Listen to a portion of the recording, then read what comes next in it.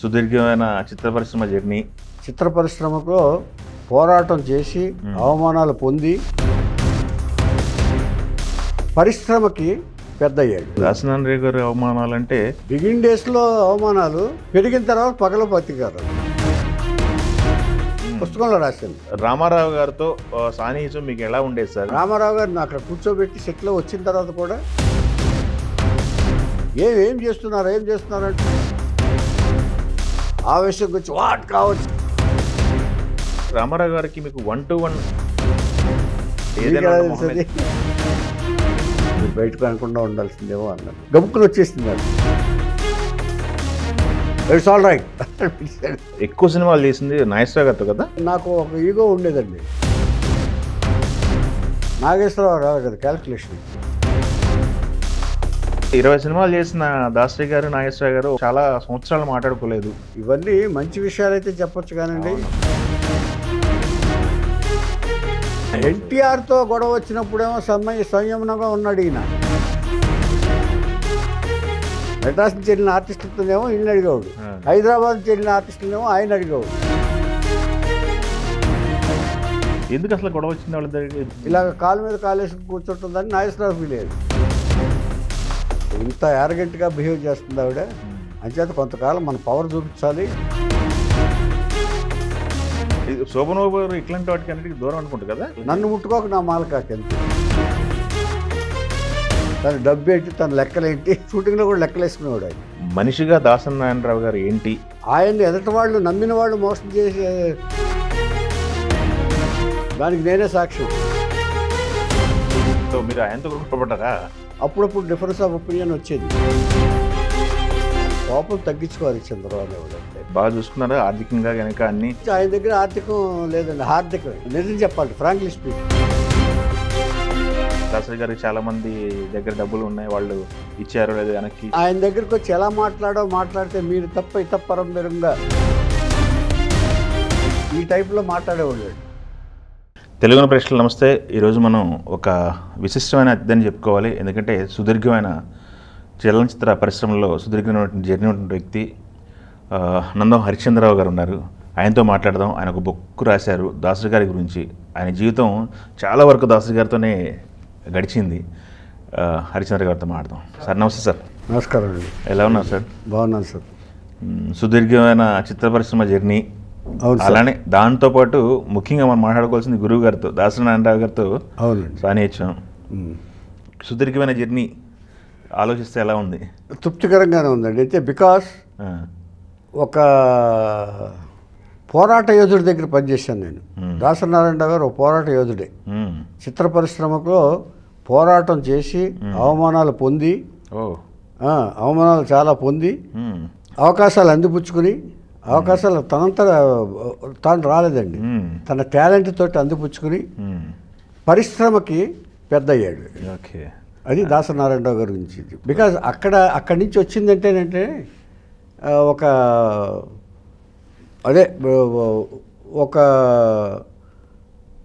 విశిష్టమైన ప్లేస్ నుంచి వచ్చినట్టే భావిస్తున్నాను నేను. మీరు మాట్లాడుతూ ఎన్నో అవమానాలు చూశారన్నారు. దాసనారాయణ గారి అవమానాలు అంటే బిగినింగ్ డేస్లోనా? బిగినింగ్ డేస్లో అవమానాలు, పెరిగిన తర్వాత పగల పత్రికారాలు. ఇది అందరికి తెలిసిన సత్యమే, నేనేం కొత్తగా చెప్పక్కర్లేదండి.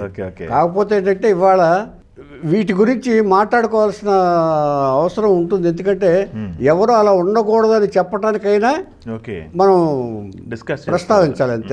ఎందుకంటే ఒక గొప్ప వ్యక్తి ఎదుగుతున్నప్పుడు ఆయన స్థాయిని, ఆయన ఎదుగుదలని చూసి సహించలేని వాళ్ళు కూడా ఉంటారని ఆయన జీవితం చేసింది. తర్వాత విమర్శల పాలయ్యాడు ఆయన. విమర్శలు మంచి చేస్తే విమర్శల పాలయ్యాడు ఆయన. అంటే ఆయనలో లోపాలు లేవా అంటే నేను అలా చెప్పను. ఉంటే మనకి మంచిగా కాదా, ఆయన లోపాలు ఆయన ఇచ్చేస్తాడు, ఆయన ఎఫెక్ట్ ఆయనకే వస్తుంది. బట్ పరిశ్రమకు మంచి జరిగిందా లేదా అనేది కావాలి మనకి. అది ఆ కోణంలో ఆలోచిస్తే ఆయన he did very good things, very good service to the industry. అది ఎన్ని సంవత్సరాలు సార్ మీ జర్నీ దాసరి గారితో? 40 years. 40 సంవత్సరాల జర్నీ. అంటే సంసారం సాగర్ నా ఫస్ట్ పిక్చరు. డెత్ వరకు ఎండ్ సర్వీస్ ఆయనతోటే ఉన్నాను. ఓకే. ఎంచేత ఈ పుస్తకం రాయటానికి కూడా రాయటానికి కూడా కారణం ఆయనే. ఆయన ఉండంగానే రాశాను. ఓకే. ఆయన అనుమతితోనే రాశాను. అనుమతి లేకుండా రాయటం మనకు కుదరదు కదండి. అవును. అంచేత ఫస్ట్ నేను రాసుకున్నాను. రాసుకుని ఆయనకి తెలిసి ఆయన పిలిపించుకుని చూశారు. ఆయన ఈజీ ఎలిజిబుల్ ఆర్ నాట్ అని చూస్తారు కదా. అవును. అక్కడ ఢిల్లీ తీసుకెళ్ళినప్పుడు పెద్దలకు చూపించి ఆయన ఒకసారి చదివించి బాగా రాశాడని అనుకున్న తర్వాత అప్పుడు he permitted me to continue. Okay. Okay. అదే బుక్ పూర్తయింది ఆయన ఉన్నప్పుడే పూర్తయిందా లేకపోతే మధ్యలో ఉండంగా ఆయన వెళ్ళిపోయారు. చాలా పెద్ద ఎత్తున చేద్దాం అనుకున్నారండి ఆ బుక్ని లాంచ్. పెద్ద ఎత్తున చేద్దాం, దాన్ని ఇంగ్లీష్లో కూడా ట్రాన్స్లేట్ చేసి పెంగ్విన్ కూడా ఇద్దామని అన్నారు నాతోటి ఆయన. ఓకే. ప్రతిదీ నేను ఏం చేసామనంటే కింద ఒక కాన్ఫరెన్స్ రూమ్ ఉండేది అయింది, అది నాకు ఇచ్చారు రాసుకోవడానికి. ఆయన ఎలా డీల్ చేస్తే ఎలా మాట్లాడితే ఏదైనా ఇంపార్టెంట్ మ్యాటర్ ఉంటేనే నేను నోట్ చేసుకుని కింద రాసేవాడిని. లేకపోతే ఏది పడితే అది రాసి సోది రాసి పుస్తకాన్ని పేజీలు ఫిలప్ చేయటం అనేది నా ఉద్దేశం కాదు అప్పుడు ఎప్పుడు కూడా. అంటే ఈ పుస్తకం వల్ల ఏదన్నా మార్గదర్శకత్వం అవుతుందా అనే కోణంలోనే నేను ఆలోచించాను. ఆయన కూడా అదే అన్నారు. ఆయన నా భావం మెచ్చుకుని ఆయన కరెక్టే, మనం చేసి మన వల్ల ఎవరన్నా ఇన్స్పైర్ అయితే అంతకంటే కావాల్సింది ఏముంది, పర్పస్ఫుల్ రైటింగ్ ఉండాలి అని చెప్పేసి ఆయన ఫీల్ అయ్యారు, నేను ఫీల్ అయ్యాను. అలాగే ఆ ఇన్సిడెంట్స్ని అలా క్యాప్చర్ చేశాను. ఓకే. ఇప్పుడు బుక్ రాశారు, ఒక 40 సంవత్సరాల జర్నీ కాబట్టి దాసరి నారాయణరావు గారి గురించి మీకు తెలియని విషయం అంటూ నాకు తెలిసి అయితే ఉండకపోవచ్చు. అంటే ఎందుకంటే ఆయన చాలా విషయాలు మీతో పంచుకొని ఉంటారు. పంచుకోకపోయినా తెలిసి చూస్తాం కదండి. అదే ఇచ్చేదంటే ప్రతిదీ ఆయన బిజీ టైంలో ప్రతి ఒక్కరితో పంచుకునే అవకాశం ఉండదు. బట్ చూస్తాం కాబట్టి మాకు అవగాహన అర్థం చేసుకునే మనస్తత్వం మనకు ఉంటాయి, కొన్ని తెలుస్తాయి కూడా. అంటే కాంపౌండ్లో ఉంటాం కదా 24 గంటలు అంటే దాదాపుగా 20 గంటలు అక్కడే ఉంటాం మేము. మీరు ఎంటర్ అయిన తర్వాత దాసరి గారి జీవితం ఏంటంటే మీకు తెలుసు.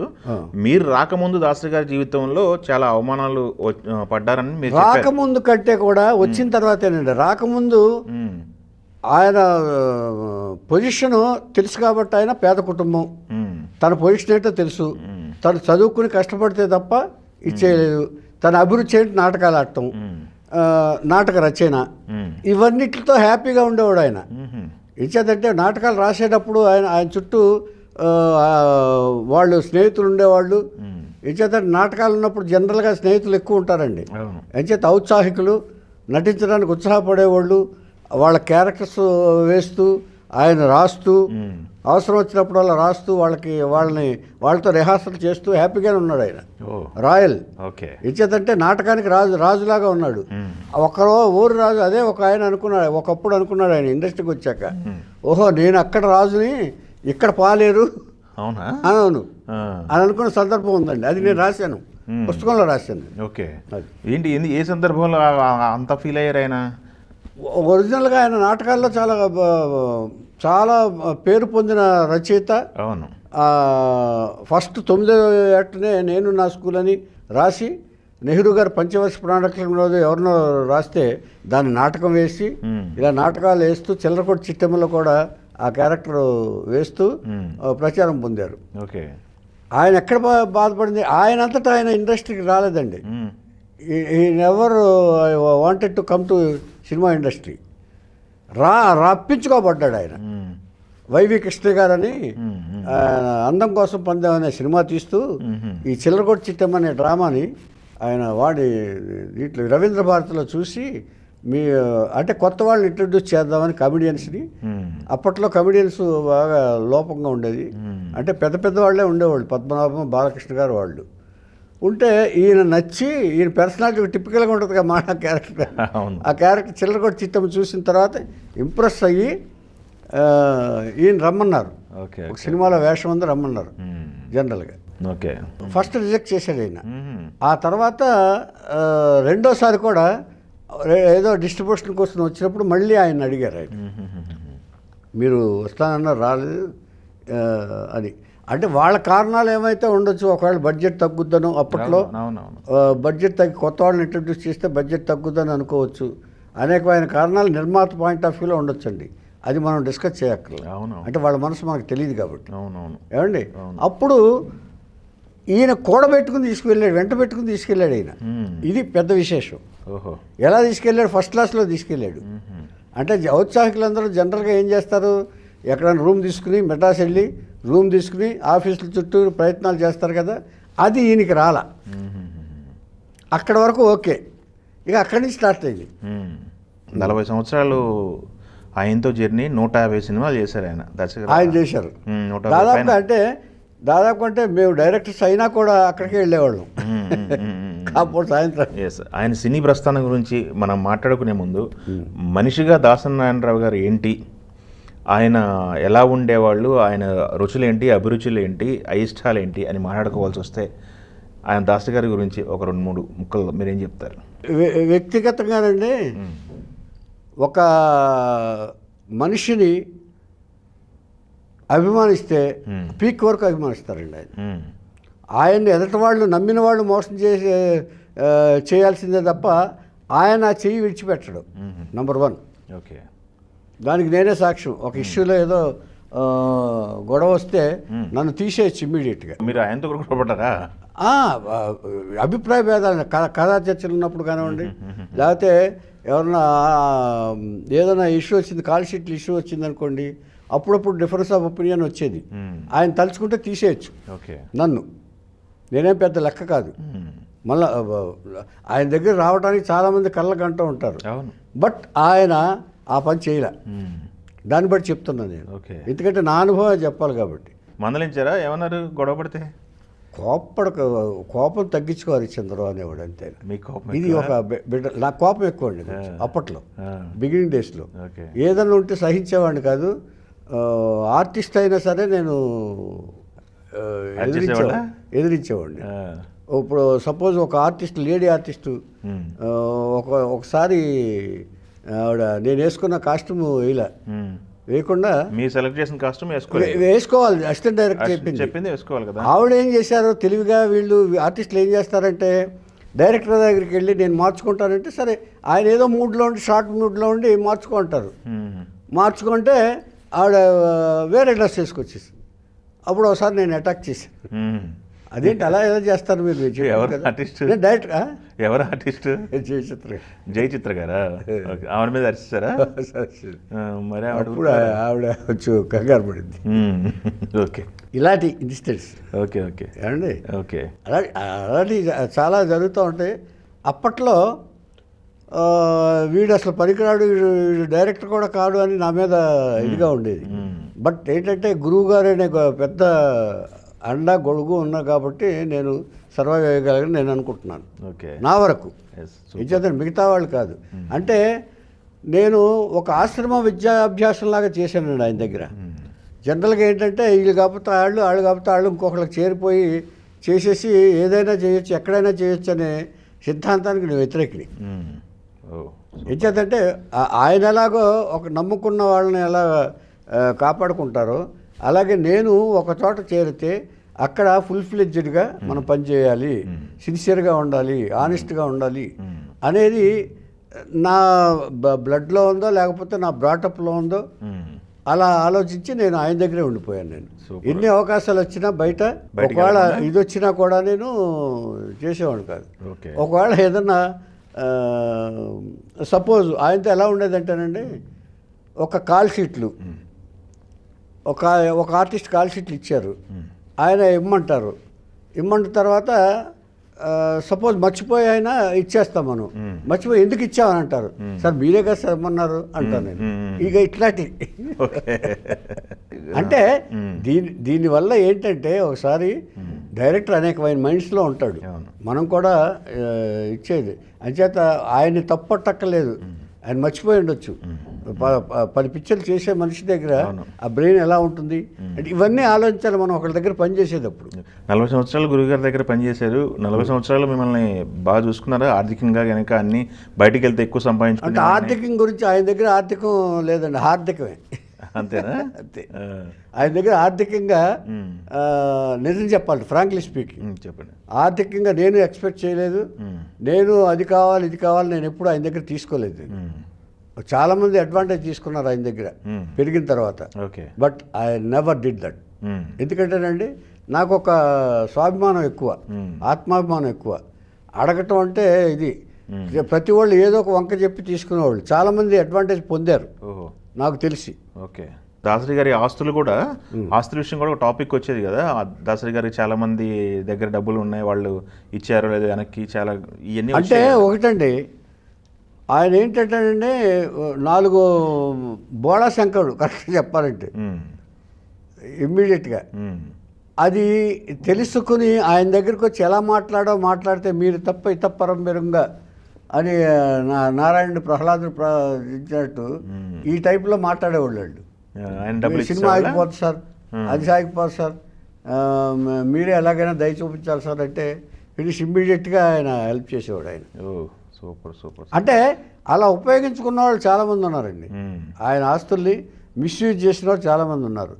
బికాస్ నేను చెప్పాను ఆయనకి, ఆయన ఎవరికైనా ఏ వాళ్ళకైనా, ఇప్పుడు రామానాయుడు గారు ఉన్నారు, సురేష్ బాబు ఎసెట్, వెంకటేష్ బాబు అదర్ సైడ్ ఎసెట్, రామారావు గారికి పిల్లలు ఎసెట్. అంటే ఏదో ఒక రూపంలో ఉపయోగపడ్డారు తండ్రికి. ఇప్పుడు హరికృష్ణ ఉన్నాడు అనుకోండి, రాజకీయంగా ఆయన ట్రాన్స్పోర్ట్లో ఉపయోగపడ్డారు. ఇలాగ పిల్లలు ఎవరు వ్యాపారాలు వాళ్ళకి అప్పచెప్పి చేసుకున్నారు. ఈయనకి అలా లేదు. ఓకే. ఈయనకి డ్రాబ్యాకే అది. అదేలేండి, డ్రాబ్యాకే పిల్లల చేతుల్లో లేరు. So he has to believe the other persons. అంటే ఆయన ఎవరిని వేరే వాళ్ళు నమ్మి మోసపోయారు, వేరే వాళ్ళు నమ్మాలి ఖచ్చితంగా. వాళ్ళు నమ్మకంగానే పనిచేస్తున్నట్టుంటారు. అసలు ఏదో గురువు గారికి ఏదో ఉపయోగపడుతున్నట్టు, అసలు వీళ్ళు లేకపోతే ఆయన ఉండలేనట్టుగా చేసేసి పబ్బం గడుపుకున్నారు. సందేహం లేదు. ఓకే. ఈ జర్నీ 40 సంవత్సరాల జర్నీలో పెద్ద పెద్ద స్టార్స్, పెద్ద పెద్ద టెక్నీషియన్స్ అందరినీ కళ్ళతో చూశారు. మీకు గురువుగారి దగ్గర కాంపౌండ్ అంటే ఆయన కాంపౌండర్ అని ఆర్టిస్ట్ లేడు, ఆయన కాంపౌండ్లో లేదండి, లేరు కదా. ఎస్. ఆ ప్రస్తావన, సినీ ప్రస్తావనకు వస్తే ఆయన అధిరోచించిన శిఖరాలు మామూలు శిఖరాలు కాదు. ఆయన బ్లాక్ బాస్టర్స్ మామూలు బ్లాక్ బాస్టర్స్ కాదు. ముందుగా ఇండస్ట్రీకి సంబంధించి 2 కళ్ళు అంటారు, నాగేశ్వర గారు, రామారావు గారు. ఎస్. రామారావు గారితో సాన్నిహిత్యం మీకు ఎలా ఉండేది సార్? ఎందుకంటే ఆయన పనిచేసిన సినిమాల్లో కూడా గురువు గారి చాలా బ్లాక్ బాస్టర్ సినిమాలు ఉన్నాయి. బొబ్బులిపుల్లి నేను చేశాను. బొబ్బులిపుల్లి చేశాను. Okay okay. బొబ్బులిపుల్లి చేశాను, విశ్వరూపం చేశాను, సర్కస్ రావుడు చేశాను. రామారావు గారు నన్ను బాగా అభినందించేవారు. అవునా? ఇచ్చేదంటే నా వర్క్ మ్యాన్షిప్. ఎవరైనా ఆ రామారావు గారు చూసేదంటే ఎవరైనా మనం అనుకుంటాం, కానీ ఇప్పుడు మీరున్నారనుకోండి సార్, మీరు ఎలా చేస్తున్నారనేది నేను చూసానా లేదా మొన్న. అవును, చెప్పారు. అలాగే రామారావు గారు కూడా ఆ అసిస్టెంట్ డైరెక్టర్లు ఎలా చేస్తున్నారో, డైరెక్షన్ డిపార్ట్మెంట్ వాళ్ళందరూ మనం చూడలేదనుకుంటాం. సెట్లు అబ్జర్వ్ చేస్తారా? అబ్జర్వ్ చేస్తారండి. ఆయన అబ్జర్వ్ చేస్తారు, ఎవరు సిన్సియర్గా పనిచేస్తున్నాడు, ఎవరు ఆడుకుంటున్నారు. అంటే ఆర్టిస్టులు అందరూ అంటే వాళ్ళు పెద్దవాళ్ళండి. అవును. ఇచ్చేదంటే ఆ తర్వాత వాళ్ళకి వాళ్ళ మైండ్లో ఇప్పుడు వీళ్ళు డైరెక్టర్స్ అయ్యారనుకోండి, సపోజ్ వాళ్ళు ఇవ్వాలన్నా కూడా ఈ అభిప్రాయాలు వాళ్ళకి ప్లస్ అవుతాయి సిన్సియర్గా పనిచేస్తే, ఆనెస్ట్గా పనిచేస్తే. ఓకే. బొబ్బిలిపల్లి టైంలో మీరు ఆన్ సెట్, మీరు అక్కడ ఆన్ లొకేషన్ విట్నెస్ కాబట్టి మీరు విట్నెస్. ఎస్. బొబ్బిలిపల్లి టైంలో ఎలా ఉండేది సార్? దాసరి గారు, రామారావు గారు బాండింగ్ ఎలా ఉండేది? బ్రహ్మాండంగా ఉండేది. ఆ సినిమా సంబంధించిన ఇన్సిడెంట్లు కొన్ని చెప్పమంటే మచ్చుకి ఆడియన్స్ కోసం మీరేం చెప్తారు? మచ్చుకంటే అంటే బాగా జరిగేదండి. ఆయనంటే నమ్మకం ఎక్కువ సార్. ఆయన దాసరి గారు అంటే నమ్మకం ఎక్కువ, గౌరవం ఎక్కువ. మిగతా డైరెక్టర్లతో ఎలా ఉంటారో తెలియక ఆయన అందరినీ మర్యాదగానే పలకరిస్తారు. కానీ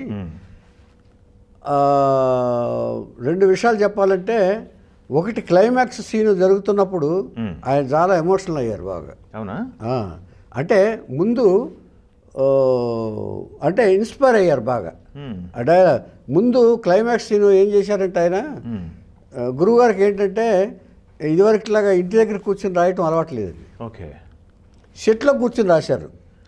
రామారావు గారు వచ్చారు. రామారావు గారు టైం సెన్స్ అంటే ఏంటో తెలుసు కదా, టైం కంటే టైం షూటింగ్ స్టార్ట్ కావాలి. కానీ అందరూ అలా చేస్తారేమో, కానీ ఈయన అలా చేయలే. అవునా? రామారావు గారిని అక్కడ కూర్చోబెట్టి సెట్లో వచ్చిన తర్వాత కూడా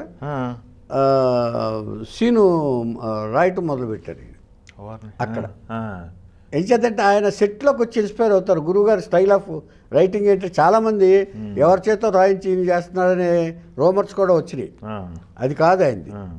సెట్లో కూర్చుని సెట్ చూసి ఆ మూడ్లోకి వెళ్ళి రాస్తారు. అంటే ఇంతకుముందు స్క్రిప్ట్లు బిగినింగ్ స్క్రిప్ట్లన్నీ ఆయన అలా ఇంట్లో కూర్చుని ఆ క్యారెక్టర్లోకి వెళ్ళి రాసేవారు.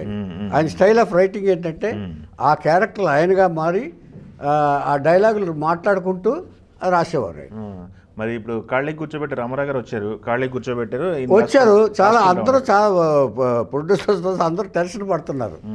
కానీ అంత ఇది కూడా అంత ఇంపేషన్స్ ఇది కూడా సీన్ చదివిన తర్వాత మర్చిపోయాడు ఆయన రామారావు. ఓహో, అంత బాగా వచ్చింది సీన్. ఓకే. ఎందుకంటే ఎమోషనల్గా ఉన్నారన్నారు క్లైమాక్స్ చేస్తున్నప్పుడు. ఆ ఎమోషన్ అంటే కొంచెం అసహనం, ఏం చేస్తున్నారు అంటూ వస్తారు కదా, నాతోనే మాట్లాడతారు ఆయన. ఇప్పుడు డైరెక్టర్కిను పెద్ద స్టార్స్ ఉంటే నేనే కదా ఏం జరుగుతుంది అని అడిగారు ఆయన. అడుగుతుంటే సార్ సీన్ ఏదో కొంచెం ఆయన నచ్చలేదు, రాసుకొచ్చారండి, కానీ అంత సంతృప్తిగా లేదని మీ పాయింట్ ఆఫ్ వ్యూ నుంచి ఆలోచించి నేను ఇలా చెప్పాను. మీ పాయింట్ ఆఫ్ వ్యూ నుంచి ఆలోచించి మీకు ఇంకా పవర్ఫుల్గా ఉండాలి ఇది.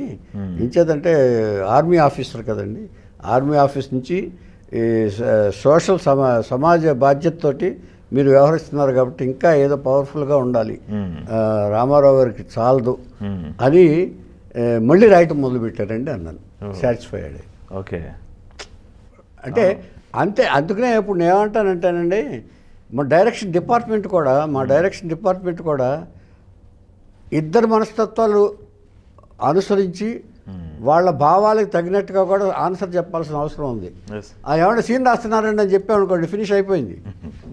ఇప్పుడు ఏంటి లేట్ అంటే సీన్ రాస్తున్నారు అంతే కదా, ఒకటే ఆన్సరు. కానీ నేను అలా చెప్పలే.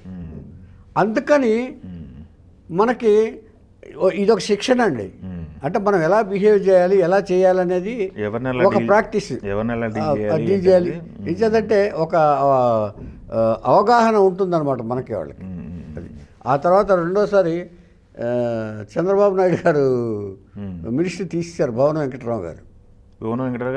కాంగ్రెస్లో ఉన్నప్పుడు బాబు గారు కాంగ్రెస్లో ఉన్నప్పుడు ఓకే, అప్పుడు అల్లుడయ్యాడు. రామారావు గారు అల్లుడయ్యాడు. ఓకే. అల్లుడైనప్పుడు బొబ్బులపుల్ క్లైమాక్స్ జరుగుతుంది. ఇక్కడ క్లైమాక్స్ సీన్ జరుగుతుంది. క్లీన్ జరిగిన తర్వాత నన్ను పిలిచారు. రేపు ఒక్కరోజు నేను హైదరాబాద్ వెళ్ళొస్తాను, కొంచెం మీ గురువుగారికి చెప్పండి అన్నారు. అలా సార్ అంటే నేను గురువుగారికి చెప్పాను. సరే ఏం పర్లేదు సార్, ఆయన వెళ్ళరమ్మంటే నేను వేరే షార్ట్స్ తీసుకుంటాను, జడ్జి షార్ట్స్ అవి ఉంటాయి కదా, వేరే లాయరీ అవన్నీ తీసుకుంటాను, వెళ్ళరమ్మండి అన్నారు. ఆయన పొద్దున్న వెళ్ళి సాయంత్రానికి వచ్చారు. సాయంత్రానికి వచ్చి ఆవేశంగా వచ్చారు. ఆవేశంగా వచ్చి వాట్ కావచ్చు ఎవరన్నా డైలాగ్స్ ఉన్నాయి చూసారా, అవును, అవన్నీ ఆ తర్వాత తీసినాయి. ఆ ఎమోషన్ అన్నాను చూసారు మీరు, ఆ ఎమోషనల్గా వచ్చారు. అంటే అప్పుడే he took the decision to enter in to the politics. సైకలాజికల్గా అంటే నేను చెప్తున్నా, అంటే ఆయన చెప్పలేదు మనకి, సైకలాజికల్గా ఆయన తీసుకున్న తర్వాత ఊటీలో గురువుగారితో చెప్పారు. ఊటీ సాంగ్స్కి వెళ్ళినప్పుడు ఇంతకాలం మేము వేస్ట్ చేసాం, మా ప్రజలకు మేము ఏం చేయగలమనే ఆలోచన వచ్చింది నాకు. అంటే మెయిన్ లూప్ హోల్ ఇక్కడ ఉంది. ఓకే. ఏమండి, రూట్ కాజు ఏదో ఒక ప్రేరణ ఉంటుంది కదండి మనకి. అవును, ఎప్పుడైనా సరే. ఇప్పుడు బంతిని కొట్టిన తర్వాతే కదా న్యూటన్ అది లాస్ కనుక్కుంది, అదే కదా. ఓకే. అలాగే ఈ ఇన్సిడెంట్ ఆయన రాజకీయ దానికి ప్రేరణ అయింది. అంటే వీళ్ళు ఇష్టం వచ్చినట్టు ఆడుకుంటారు. ఆయనకు ఒక ఇది వచ్చింది, రాజకీయ నాయకులు ఇష్టం వచ్చినట్టు ఆడుకుంటారు, వాళ్ళు ఇష్టమైతే ఉంచుతారు, ఇష్టమైతే లేకపోతే తీసేస్తారు, దీనికి స్వస్తి చెప్పాలి అనే దాంతో ఆయన ఇచ్చేశారు. అక్కడ ఆలోచన మొదలైంది. మొదలైన తర్వాత సర్దార్ పాపారాయుడులను మొదలైంది, బట్ అది బయటికి రాలే. బొబ్బిలిపుల్లో కన్ఫర్మ్ అయింది. అంటే అవినీతి పరుల్ని చెన్నాడే క్యారెక్టర్ అందులో కూడా సర్దార్ పాపారాయుడులో. అధర్మం, అన్యాయం ఇదంటే 3 క్యారెక్టర్లు ఉంటాయి. రావు గోపాలరావు, రామలింగయ్య, సత్యనారాయణ, వీళ్ళందరూ. ఏమంటే వాళ్ళందరినీ చీల్చి చెండాడేస్తాడు ఆయన. అంటే ఇతన్ని దోషం చేసి జైలుకి పంపిస్తారు పాపారాయుడు గారు. జైలు నుంచి వచ్చిన తర్వాత వీళ్ళ పని పడతాడు ఆయన. అలాగా అది అయింది, బీజం ఇక్కడ కన్ఫర్మ్ అయిందండి. ఇక్కడ కన్ఫర్మ్ అయిన తర్వాత ఆయన బయటపడ్డారా? బాబు గారికి మినిస్టర్ తీసారని ఆయన బయటపడ్డారా? బయటపడలే అస్సలు. రామారావు గారు చాలా ఇదిగా ఉంటారు, ఆయన ఎందుకు బయటపడతారు? ఆ ఆవేశం చూసాం మనం. అంటే ఎందుకు వెళ్ళారో తెలుసు మాకు ముందు, వార్త వచ్చిందో ఇది తెలుసు. వార్త వచ్చిన తర్వాత హైదరాబాద్ వెళ్ళటం తెలుసు, భవనం వెంకటరావు గారితో మాట్లాడడానికి. ఇప్పుడు కాంగ్రెస్ గవర్నమెంట్లో ఏంటంటేనండి వీళ్ళ చేతుల్లో ఉండదు. భవనం వెంకటరావు కానీ హైకమాండ్ పైనుంచి రావాలి, ఢిల్లీ నుంచి రావాలి. సో ఆయన నిస్సహాయత ప్రకటించి ఉంటాడు. సో వీరు తొత్తుల్లాగా ఉంటున్నారన్న ఇది ఆయనకి అభిప్రాయం. అందుకనే ఇందిరాగాంధీ మీద ఫైట్ చేశాడు ఆయన. ఎగ్నెస్ట్గా చేసింది అక్కడే కదండి. నాదేళ్ల భాస్కరరావు ఇది వచ్చినప్పుడు ఆయన భయపడిపోయారు కదా ఆవిడ కూడా. ఎక్కడికి వెళ్ళినా రామారావు గారి ప్రపంచమే.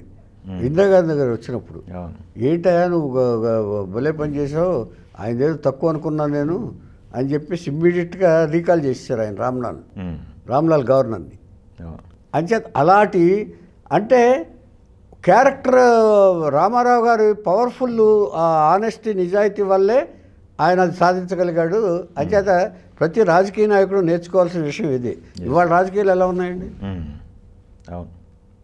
అంచేత వాళ్ళు అసలు ఒక పర్పస్ఫుల్ రాజకీయం ఎవరు చేస్తున్నారు వాళ్ళు లేదు కదా.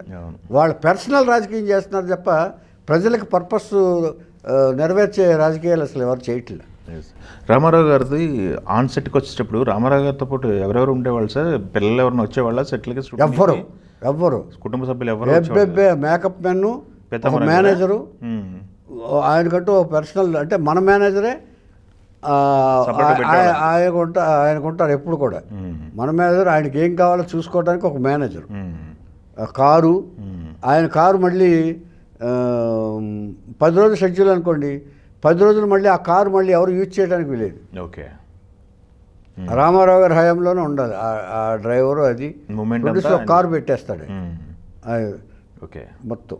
ఓకే, రామారావు గారితో మీరు చెప్పారు ఆయన ఎలాంటి వారు ఏంటి, ఆయన ఎలా మూడ్లో ఉండేవాళ్ళు, పొలిటికల్ కెరీర్ గురించి చెప్పేవాళ్ళు. అవునవును. ఎస్. అయితే రామారావు గారికి మీకు 1-to-1 ఏమన్నా చిన్న ఏమన్నా జరిగినాయా? ఆయన మీ మీద కోపడటం, మీరు ఇందాక నిరభ్యంతరంగా చెప్తానన్నారా? తెలిసిందా?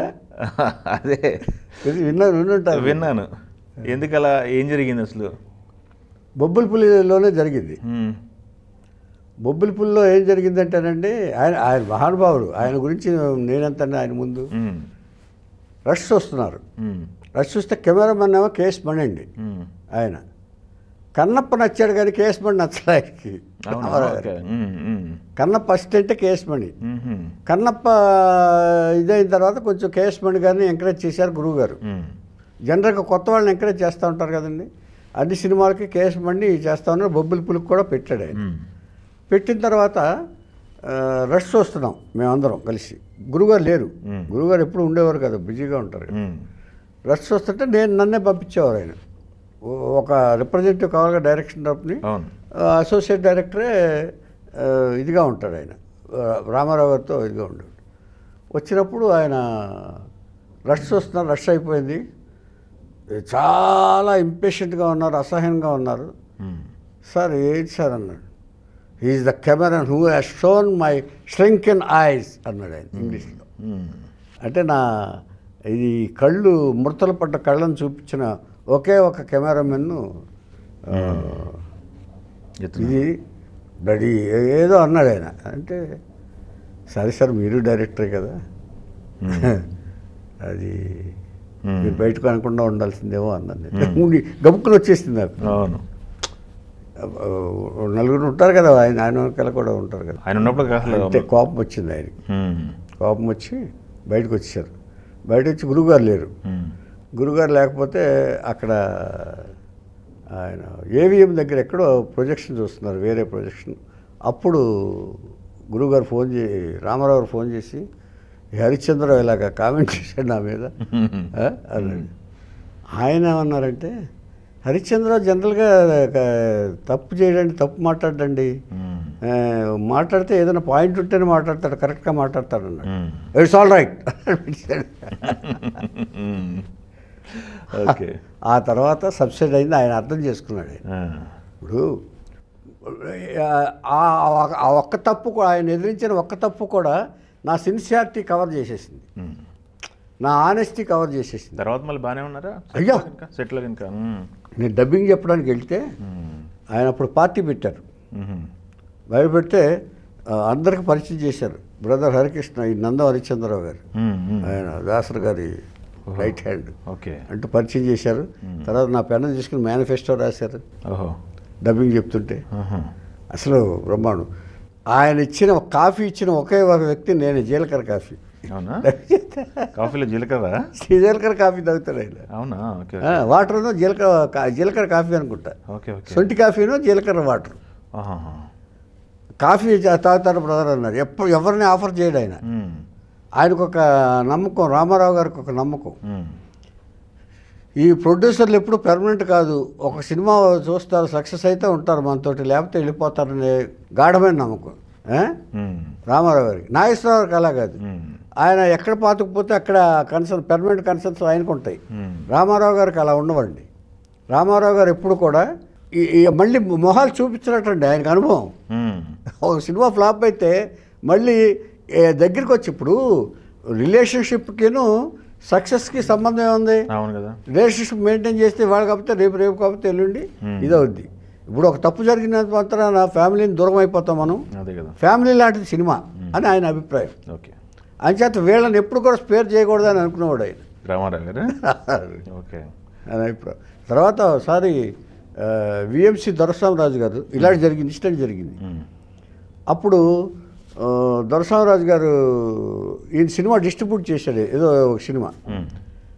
అంతకుముందు సినిమా ఫ్లాప్ అయింది. వెళ్ళిన తర్వాత ఇమ్మీడియట్గా ఆయన లెటర్ రాశాడు. ఆయన we are not distributing your film అని చేస్తే ఆయన ఏం చేశాడు తెలుసండి, ఆఫీస్ రూమ్ ఉంది మెటాస్లో, దాని మీద అంటించాడు ఆయన.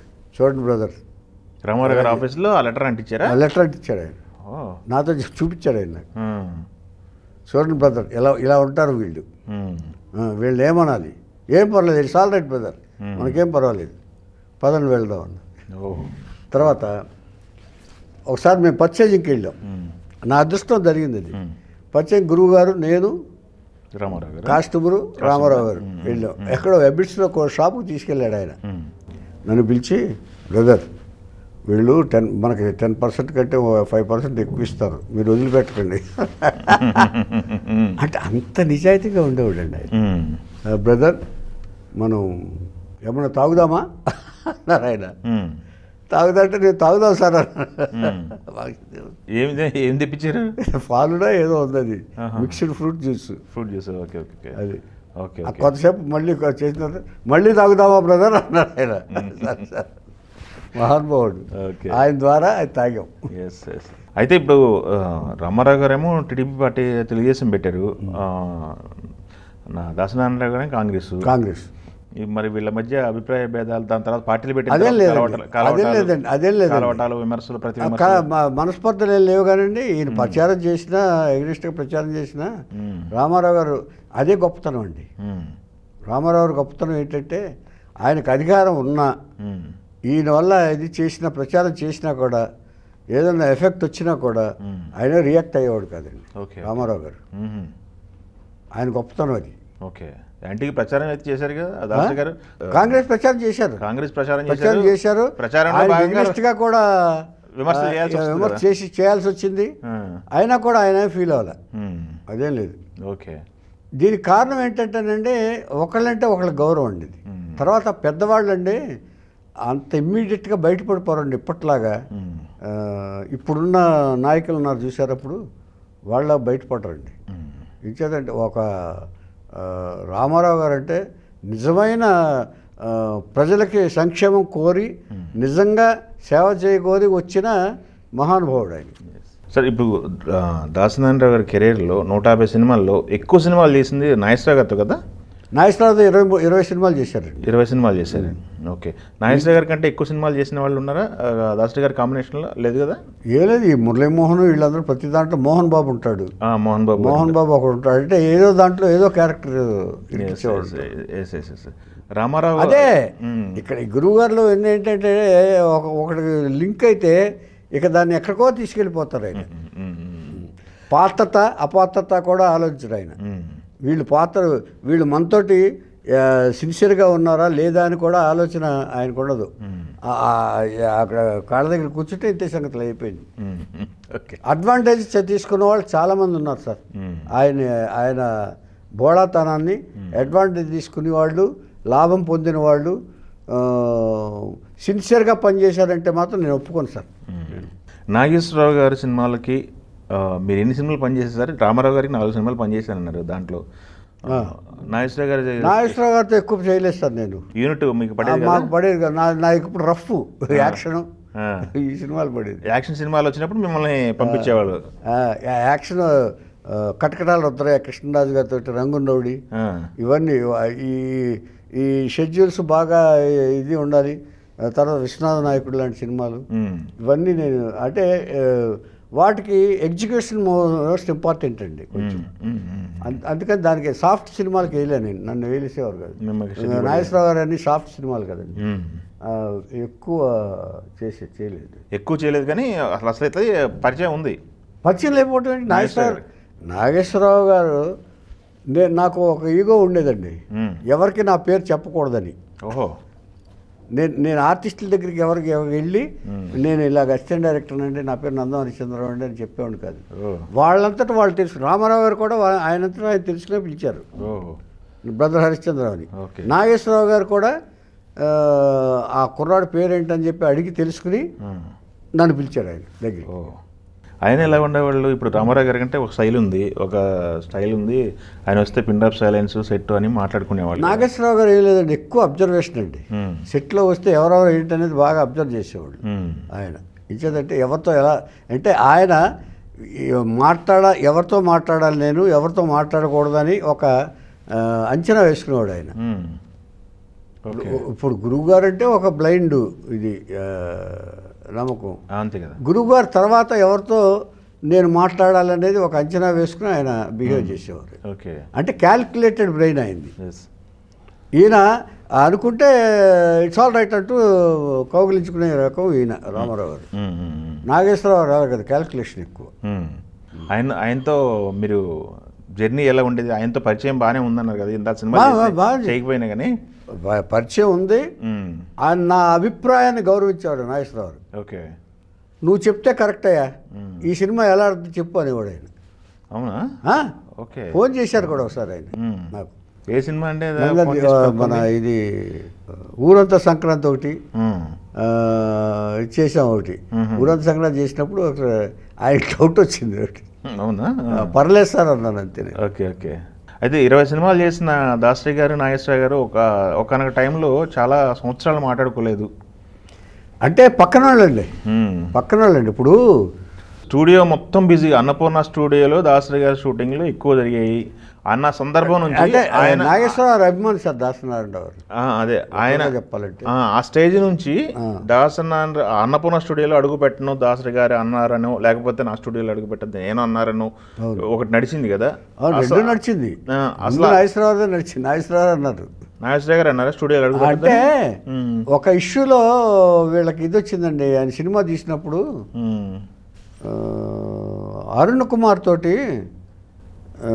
ఫస్ట్ సినిమా తీశారు ఆయన. అవును, గ్రీక్ వీడ్ ఏదో. అవును, గ్రీక్ వీడ్ తీశారు ఆయన. ఓకే.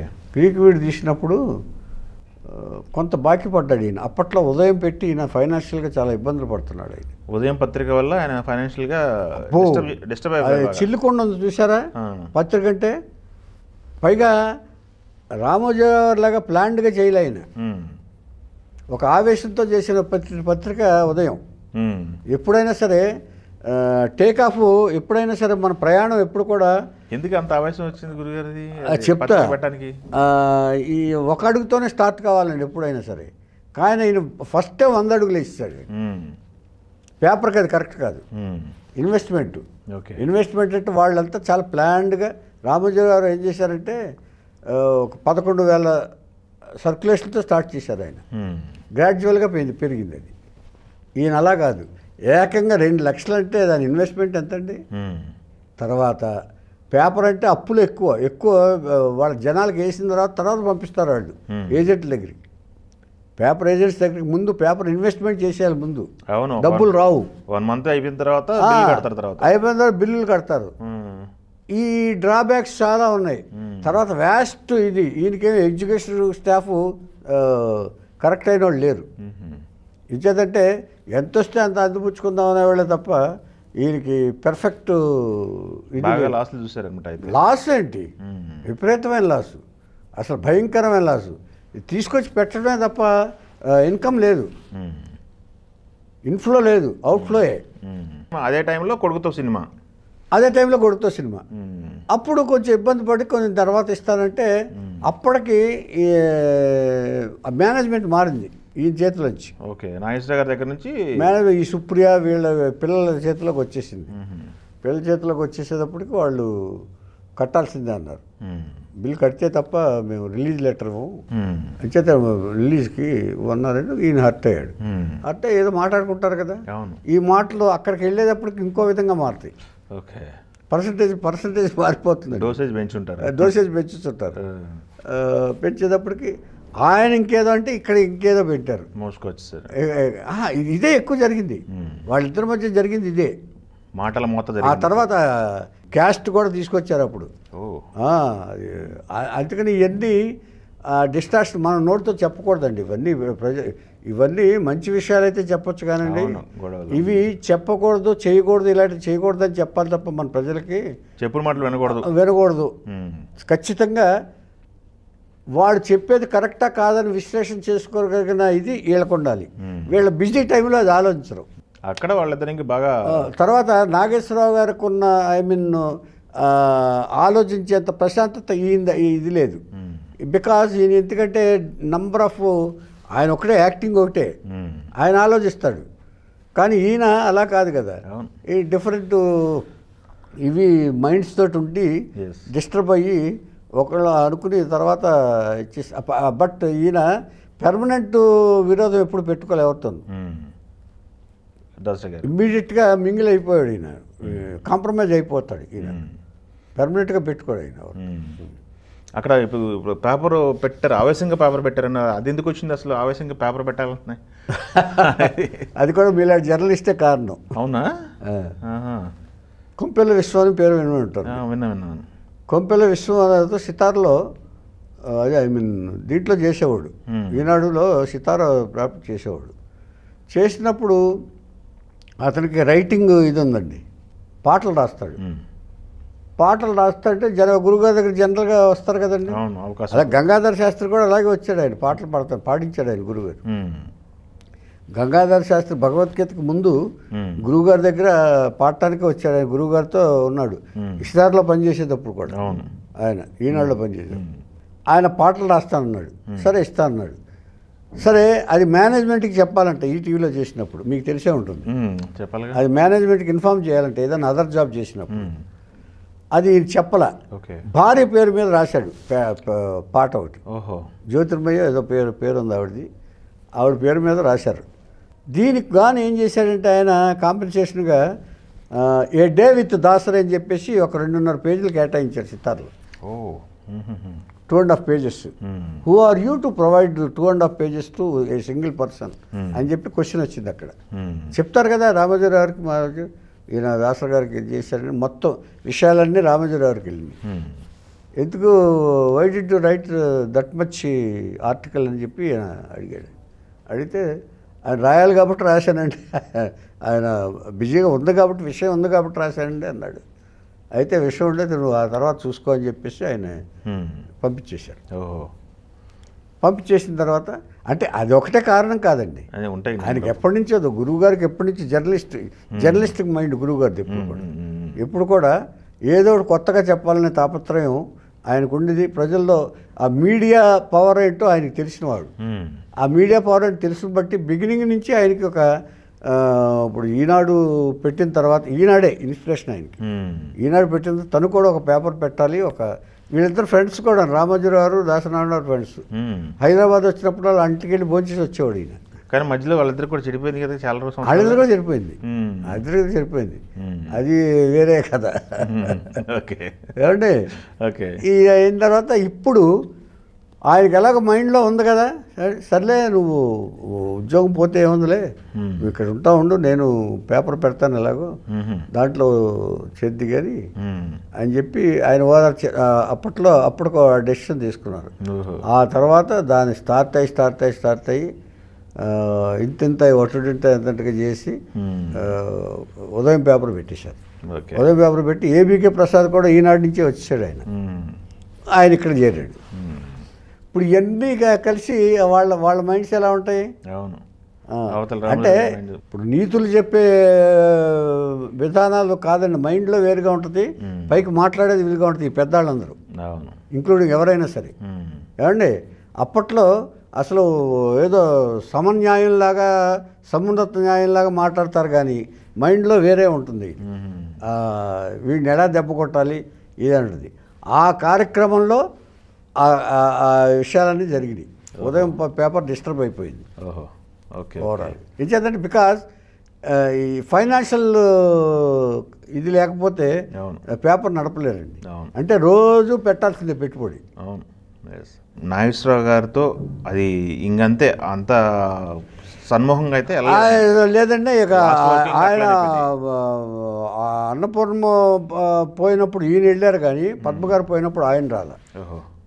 నాగేశ్వరరావు గారు పోయినప్పుడు ఈయన వెళ్ళారు కానీ మిగతా వాళ్ళు కొడుకులు ఇదిగానే ఉన్నారండి వీళ్ళతోటి, గురువుగారు పోయినప్పుడు, నాగేశ్వరరావు పోయినప్పుడు ఈయన వెళ్ళారు. వీళ్ళు చాలా సేపు నుంచి ఉన్నారు. అవును, అన్నపూర్ణకు వచ్చారు కదా, అన్నపూర్ణ స్టూడియోలో చేశారు, వచ్చారు. అంచేత అది జరిగింది. ఈయన రాల పద్మగారు పోయినప్పుడు, కొడుకులు వచ్చారు.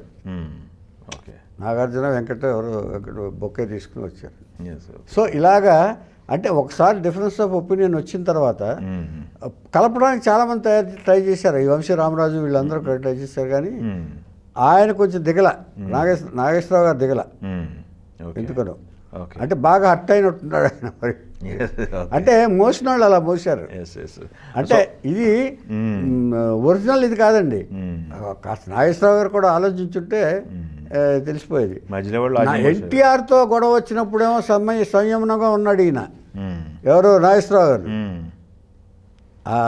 అదొక ఇది ఉంది కదా, మన ఎన్టీఆర్ గారితో హైదరాబాదు డెవలప్మెంట్ గురించి వాళ్ళిద్దరి మధ్య చాలా భేదాభిప్రాయాలు వచ్చినాయి.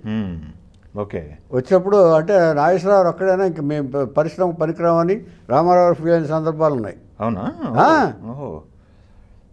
ఆయన తిట్టుకుని అంటే చెన్నారెడ్డి గారు నాగేశ్వరరావుని తీసుకెళ్ళి స్థలం చూపించాడు, ఈ ఫిల్మ్ నగర్ స్థలం, ఇది మీకు ఇస్తానని చెప్పేసి.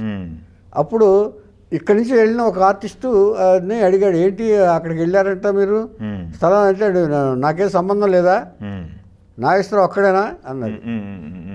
నాగేశ్వరరావు నవ్వుతున్నాడు, ఏంటి నన్ను ఏం తిడుతున్నాడని ఈయన అడిగేవాడు. ఆయన అక్కడి నుంచి ఇక్కడికి వెళ్తే మెడ్రాస్ నుంచి వెళ్ళిన ఆర్టిస్టులతోనేమో ఈయన అడిగేవాడు, హైదరాబాద్ నుంచి వెళ్ళిన ఆర్టిస్టులనేమో ఆయన అడిగేవాడు. వీళ్ళిద్దరి మధ్య రగడ జరిగింది. కానీ వీళ్ళిద్దరు జమున విషయంలో మాత్రం చాలా ఒకటైపోయారు. ఇద్దరు చాలా సంవత్సరాలు కదా, 4 సంవత్సరాలు 4 years. ఎందుకు అసలు గొడవ వచ్చింది వాళ్ళ దగ్గర? జమున గారు అంటే జమున గారు వీళ్ళని లెక్క చేయట్లేదు, విష్ చేయట్లేదు, ఇలాగ కాలు మీద కాలేసుకుని కూర్చుంటుందని నాగేశ్వరరావు ఫీల్ అయ్యాడు. ఫస్ట్ నాగేశ్వరరావు ఫీల్ అయ్యాడు. నాగేశ్వరరావు వెళ్ళి రామారావు చెప్పాడు, బ్రదర్ ఇది చాలా అన్యాయం, మనం అసలు ఇంత యారగెంట్గా బిహేవ్ చేస్తుంది ఆవిడ, అంచేత కొంతకాలం మన పవర్ చూపించాలి అని చెప్పి నువ్వు యాక్ట్ చేయొద్దు, నేను యాక్ట్ చేయను అన్న. 4 సంవత్సరాలు ఆమె బ్యాన్ చేసినప్పుడు అదే బ్యాన్ చేసినప్పుడు హర్నాథ్ తోటి, జగ్గయ్య తోటి, సీతారాం తోటి బొబ్బులి యుద్ధం, ఎవరితో పడితే ఆయన ఆవిడ యాక్ట్ చేసింది. స్త్రీ అదే లేడీ ఓరియంటెడ్ సబ్జెక్ట్స్ అన్ని కూడా యాక్ట్ చేసింది ఆవిడ. మరి ఆవిడకి తెలిసి ఉంటుంది కదా వీళ్ళు ఇద్దరు మన యాక్ట్ చేయనన్నారు, తెలుసుగా, మరి ఆవిడే స్టేట్మెంట్ ఇచ్చింది కదా, నలుగురు 4 సంవత్సరాలు నన్ను అవాయిడ్ చేశారని చెప్పి. ఆ తర్వాత చక్రపాణి గారు పూనుకుంటే తప్ప గుండమ్మ కథకి కాంప్రమైజ్ చేశాడు ఆయన. చక్రపాణి గారు, విజయ చక్రపాణి గారు ఇద్దరిని, ఎన్టీఆర్ని, ఎన్ఆర్ని, జముని ఫాదర్ని కూర్చోబెట్టి ఇది ఇండస్ట్రీకి మంచిది కాదు, పరిశ్రమకు మంచిది కాదు, వీడు యూనివర్సల్ పరిశ్రమ మంది అంచేత ఇలా పెట్టుకుంటే ఎట్లాగ చిన్నపిల్లలాగాను అంటే జమున కూడా కాంప్రమైజ్ అయింది అప్పుడు. ఎందుకంటే ఎంతకాలం ఇప్పుడు కొంతకాలం పౌరుషంగా అప్పుడు బతకటం అనేది డబ్బు ఉండటం అనేది ప్రధానం కాదండి. రిలేషన్షిప్ లేకపోతే మైండ్ ఎంత డబ్బుని ₹1,00,00,000 ఉన్నా కూడా మీ మైండ్ బాగోలేకపోతే యూ కాంట్ లివ్ పీస్ఫుల్లీ. అది జరిగింది అక్కడ. జమున గారిలో కూడా అలా వచ్చింది. అందుకని ఆవిడ కూడా చక్రపాణి గారికి సజెస్ట్ చేసింది. ఆవిడ కూడా నేను వాళ్ళు వచ్చి కూర్చుని మాట్లాడండి, ఎవరేం జరిగిందో చేయండి, నేను వస్తాను, అప్పుడు చేసుకున్నాం. అప్పుడు పాత విషయాలు వద్దన్నాడు నాగేశ్వరరావు. నాగేశ్వరరావు ఎప్పుడు కూడా అలా ఎస్కేప్ అవుతూ ఉండేవాడు. ఎప్పుడు దాన్ని ఆర్గ్యుమెంట్స్కి దింపేవాడు కాదు ఆయన. శోభన్ బాబు గారు ఇట్లాంటి వాటికి అన్నిటికీ దూరం అనుకుంటారు కదా, కొంచెం అసలు కాంట్రవర్సీ కాదు, వివాదాలు. నన్ను ముట్టుకోక నా మాలకాకి అంతే. తన పని ఏంటి, తను చేసుకోవటం ఏంటి, తన డబ్బు ఏంటి, తన లెక్కలేంటి వేసుకునే షూటింగ్లో కూడా లెక్కలు వేసుకునేవాడు ఆయన. అవునా? షూటింగ్ కూడా దీనికి ఎంత, దీనికి ఎంత, ఈ బిల్డింగ్కి ఎంత, దీనికి ఎంత అడ్వాన్స్ ఇవ్వాలి, దీనికి ఎంత ఇవ్వాలి అంటూ లెక్క వేసుకునేవాడు ఆయన. ఎన్ని సినిమాల వర్క్ ఆయనకి వచ్చిందా మీకు వర్క్ పని శోభన్ బాబు గారిది? అసలు నేను డైరెక్షన్ చేయాల్సింది కుదరలా. శోభన్ బాబు గారితో ఎప్పుడు 2 సార్లు మిస్ అయింది. అవునా? నా ఫస్ట్ సినిమా శోభన్ బాబు గారితో అడ్వాన్స్ కూడా ఇచ్చాను. వడ్డే రమేష్ ప్రొడ్యూసర్. ఏదో డిఫరెన్స్ ఆఫ్ ఒపీనియన్ వచ్చింది అది. ఒకసారి వడ్డే రమేష్ గారితో ఇదివరకే అడ్వాన్స్ ఇచ్చి క్యాన్సిల్ అయింది, మళ్ళీ నాతో అడ్వాన్స్ ఇచ్చి క్యాన్సిల్ అయింది. వాళ్ళిద్దరికి డిఫరెన్స్ ఒపీనియన్ మీకు? వాళ్ళిద్దరికి డిఫరెన్స్ మంది కాదు. Okay okay okay. ఆ తర్వాత ఆయన వసూలు చేసేసాడు డబ్బులు. 50,000 చెక్ నేనే ఇచ్చా గురువుగారి మధ్యలో పెట్టి. ఓకే. ఎక్కడ షూటింగ్ జరుగుతుండగా వెళ్ళి అడ్వాన్స్ నందం హరిశ్చంద్ర డైరెక్టరు, శోభన్ బాబు ఆర్టిస్టు. శోభన్ బాబు శ్రీదేవితో తీద్దాం అనుకున్నా ఫస్ట్. 50,000 అడ్వాన్స్ అంటే అసలు రెమ్యునరేషన్ ఎంత ఉండేది సార్ శోభన్ బాబు గారు? అప్పుడు అంటే 3 లక్షలు 4 లక్షలు ఉండేది మీరు అనుకున్న టైంలో. అంతే. ఎన్ని సినిమాలు పనిచేసారు సార్ శోభన్ బాబు గారి కాంబినేషన్లో? దాసు గారి శోభన్ బాబు గారి కాంబినేషన్లో నేనా? మీకు పడేది కదా? దీపారాధన ఒకటే పనిచేశాను నేను. దీపారాధన ఎక్కువ? ఓకే. అంటే 4-5 సినిమాలకి చేసింది ఆయన. అవును. అందులో నా యూనిట్కి ఒక దీపారాధన అంటే నేను పనిచేస్తే ఎప్పుడు కూడా నేను బాగా నా వాయిస్ తోటి ఇదిగా ఉంటుంది కదండి, నేను బాగా దగ్గర అవుతాను వాళ్ళకి, గుర్తుండిపోతాను నేను. నందం హరిశ్చంద్రం అంటే గుర్తుండిపోతాను, అంటే ఒక ఎఫెక్టివ్గా ఉంటుంది నా పెర్ఫార్మెన్స్. మీకు అర్థం కాలే? అవును. ఒక సినిమా అయినా ఎఫెక్ట్గా ఉంటుంది. నేను మాట్లాడి సార్ రెడీ సార్ అంటాను, ఇలాగ మాట్లాడతాను, సార్ రెడీ సార్ ఇలా అనేవాడు కాదు నేను. అంటే విత్ అట్మోస్ట్ రెస్పెక్టే, అంటే మనకు తెలియక కాదండి. ఆ తర్వాత ఏదన్నా ఉంటే ఓపెన్గా డిస్కస్ చేస్తాను ఆర్టిస్టులతో కూడా ఆయన. ఓకే. నన్ను హెరాస్ చంద్రరావు అని పేరు పెట్టాడు, చంద్రరావు అని పేరు పెట్టాడు శోభన్ బాబు గారు. అవునా? అంటే డబ్బింగ్లో ఎక్కువ కాంప్రమైజ్ అయ్యేవాడు కాదు. డబ్బింగ్ చేసేటప్పుడు మా గురువుగారితో మాట్లాడేటప్పుడు హెరాస్ చంద్రరావు ఉన్నాడా అంటే డబ్బింగ్లో వాళ్ళ పాయింట్ ఆఫ్ వ్యూ ఓకే అవుద్ది, కానీ నా పాయింట్లో ఓకే కాకపోతే నేను 1 more అడిగేవాడిని. అలా రామారావుని కూడా అడిగాను, ఏమైంది అన్నారు ఆయన ఒకసారి. ఆయన లేదు సార్ ఇక్కడ చిన్న తేడా వచ్చింది, ఇంకోసారి చెప్తే బెటర్ అంట. ఇప్పుడు సింక్ అయితేనేమో అడ్జస్ట్ చేసుకోవచ్చు సార్, కానీ చిన్న ఎక్స్ప్రెషన్ తేడా ఉంది అందుకని అడుగుతున్నాను సార్ అంటే కన్విన్స్ అయ్యాడు. ఓకే. నన్ను గౌరవించాడు కూడా ఆయన. ఓకే. రామకృష్ణ స్టూడియోలో గౌరవించాడు కూడా ఆయన. శోభన్ బాబు గారితో అట్లాంటి అనుభవాలు ఏం లేవా, జ్ఞాపకాలు? అదే లేవు. Okay okay. అంటే ఇప్పుడు మన టార్గెట్ అది కాదు కదా సార్, మనం స్మూత్గా పనిచేసిపోవటం ఇది. కానీ కాకపోతే ఏంటంటే ఎవరన్నా ఏదైనా అన్యాయంగా నన్ను అంటే మాత్రం నేను భరించగలిగేవాడిని కాదు, ఎవరైనా సరే, హూ ఎవర్ ఇట్ మేబీ. అలాగా నేను చాలా ఇదిగా ఉండేవాడిని.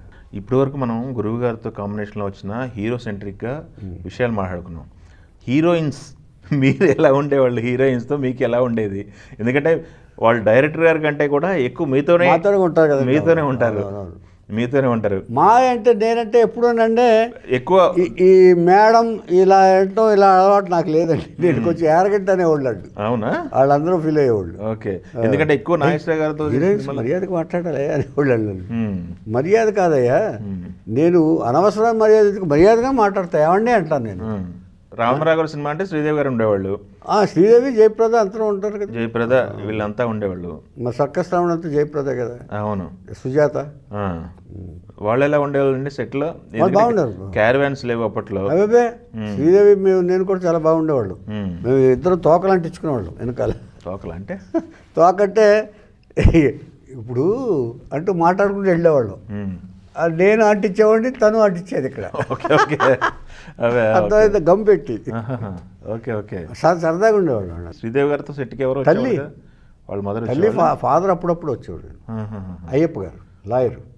ఆ రోజుల్లో క్యారవాన్స్ లేవు, సౌకర్యాలు ఏం లేవు, ఆడవాళ్ళైనా లేదండి. ఈ సౌందర్య కూడా ఈవెన్ ఊటీలో చెట్ల దగ్గరికి వెళ్ళి మాకప్ చేసుకునేది, మేము భోజనం చేసేది అన్ని క్యారవాన్స్ ఇవ్వాల అప్పట్లో. సౌందర్య కూడా రీసెంట్గా, ఐ మీన్ లేటర్ అని కూడా వాళ్ళు ఎవరో డిమాండ్ చేసేవాళ్ళు కాదండి. సావిత్రి గారు వీళ్ళందరూ మనం మాట్లాడుకుంటే ఈ ఒక వెలిగిన నటీమణులు కదా.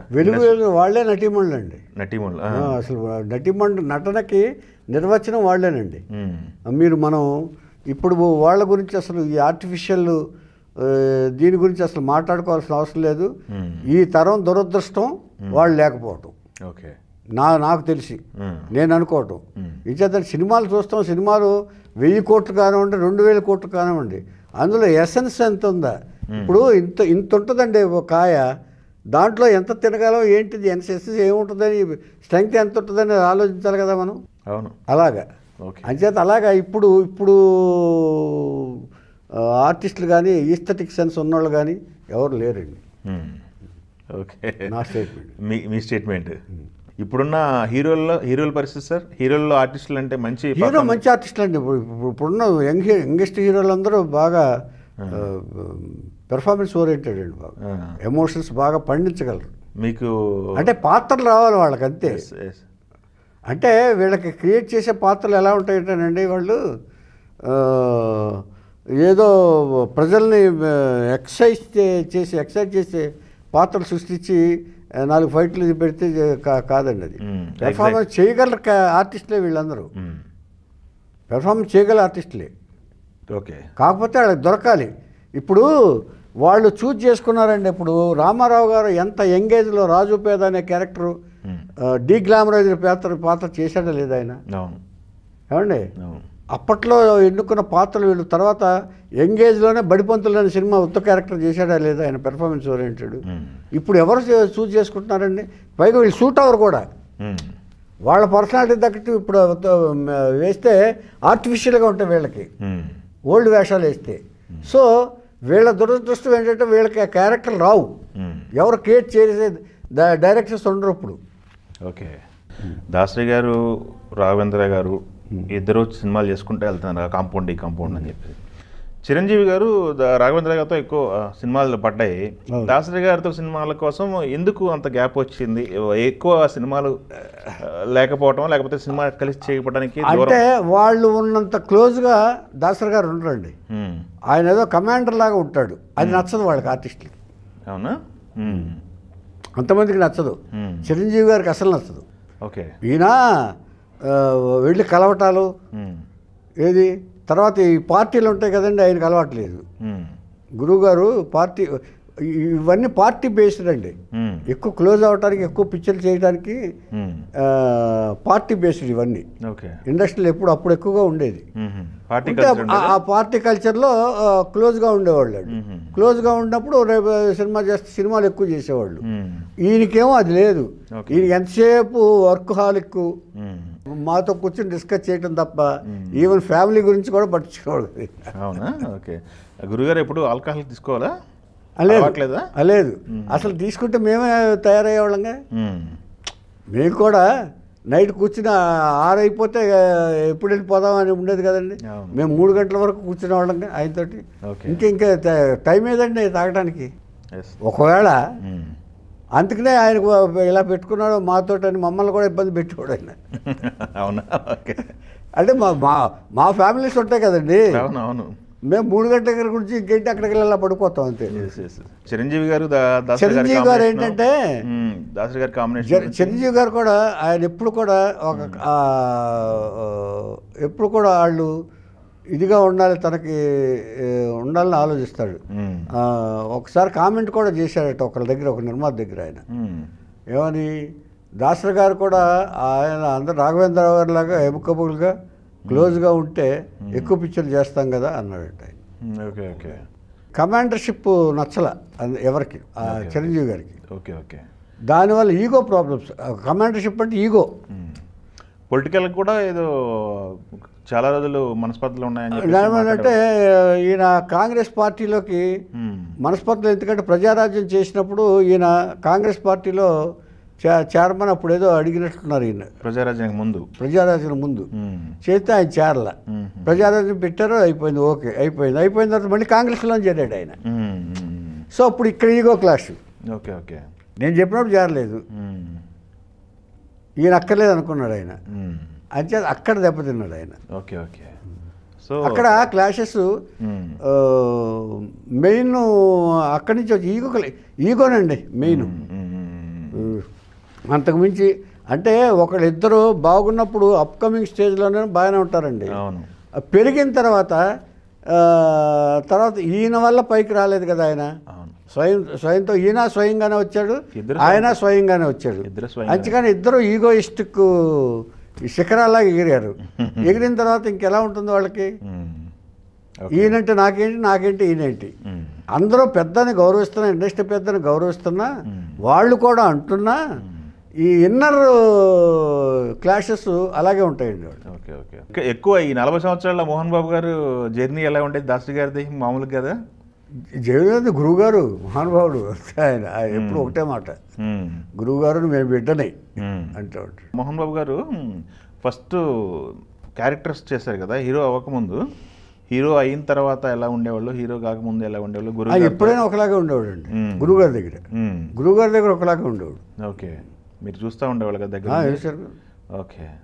సీనియర్ ఆర్టిస్టులు సార్ రావుగోపాలరావు గారు, మన అల్లూరు రామలింగయ్య గారు, ఏమైనానంటే వాళ్ళందరూ మా గురువు గారి దగ్గర అంటే ఎప్పుడు ఒక టీచర్ దగ్గర స్టూడెంట్స్ లాగానే పనిచేశారు తప్ప ఇదిగా ఉండేది వాళ్ళు కాదు. రావుగోపాలరావు గారు ఎవరైనా కానీ, సత్యనారాయణ వాళ్ళన్నా కానీ వచ్చావా చేసావా వెళ్ళిపోయావా అంతే తప్ప అటాచ్మెంటు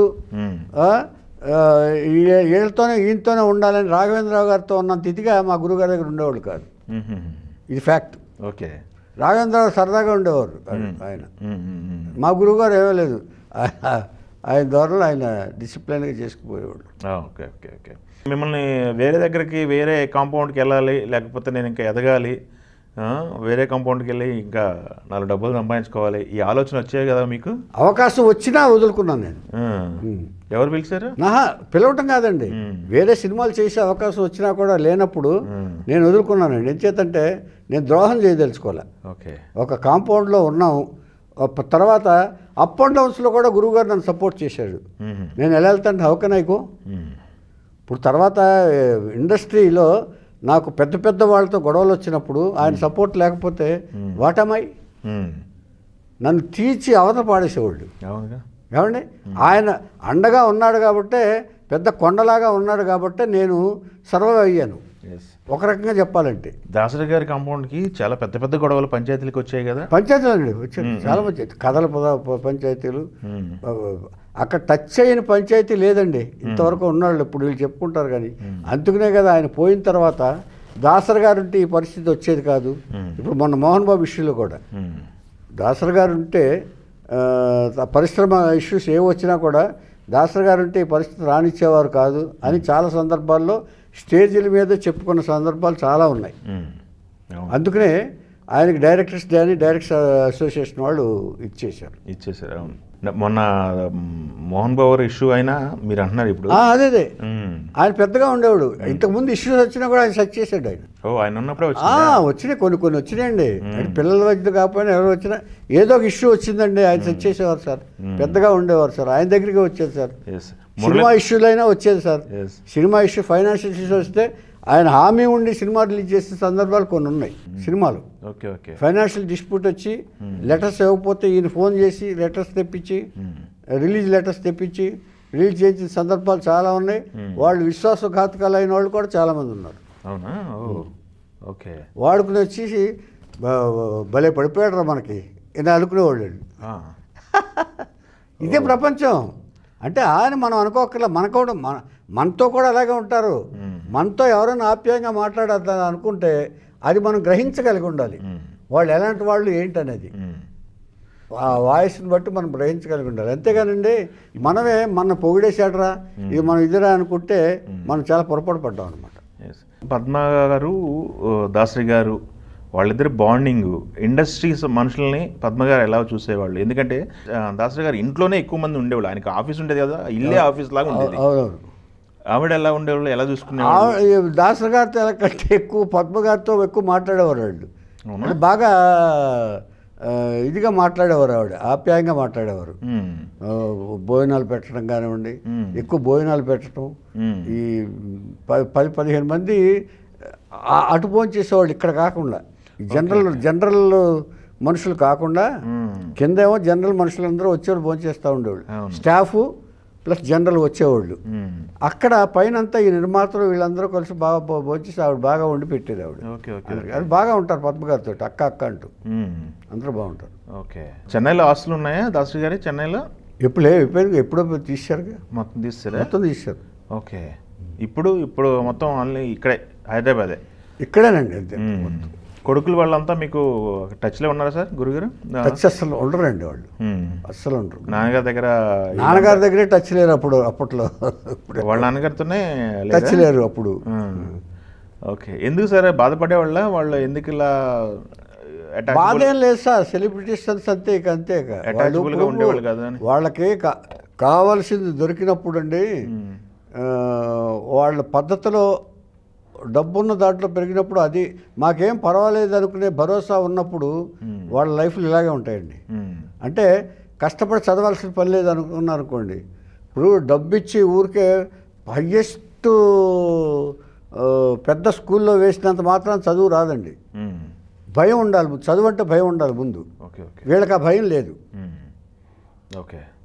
వీళ్ళు ఏంటంటే కావాల్సినంత ఉంది అక్కడ, రాయల్గా అందిస్తున్నారు, డబ్బంతా అందిస్తున్నారు.